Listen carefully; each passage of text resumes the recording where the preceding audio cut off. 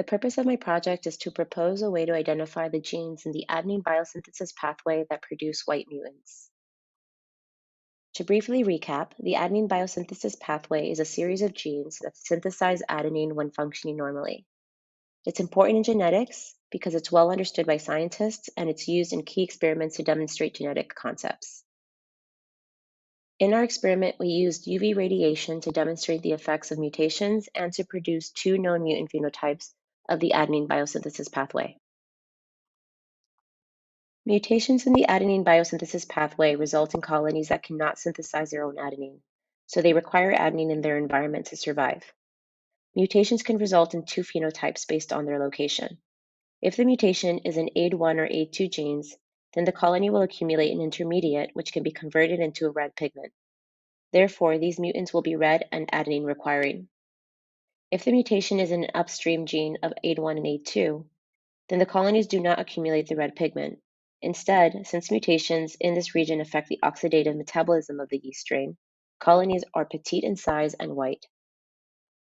In our experiment, we did not focus too much on the genes that cause the white phenotype. It's important to note that at least 13 genes are in the adenine biosynthesis pathway, and 5 of those genes can produce the white mutant phenotype. Which brings us to the question, which genes were mutated?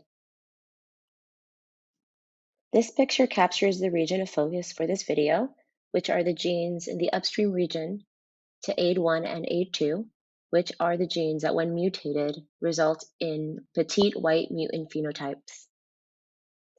I propose that in order to identify the genes that were mutated in this region, we use a multiplex PCR, which will allow us to amplify up to 13 separate regions of DNA at once.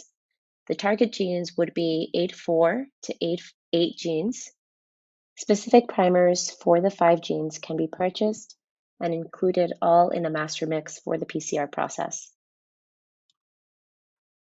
After PCR, we can send the samples to be sequenced, and once we receive the results of the sequenced DNA, we can compare our data to the data available online on the website for the National Center of Biotechnology Information, or ncbi.gov. By doing this comparison, we'll be able to identify which genes of the 5 were mutated to produce the white mutant phenotype. By going through this process, we'll be able to obtain a better understanding of the nature of the mutations in genes in the adenine biosynthesis pathway that produce both the red and the white mutant phenotypes. Furthermore, an additional test that we can perform is to do a complementation test with the yeast known to be mutated in one of the upstream genes in the adenine biosynthesis pathway, just like we did for the AID1 and AID2 genes for the red mutant phenotype.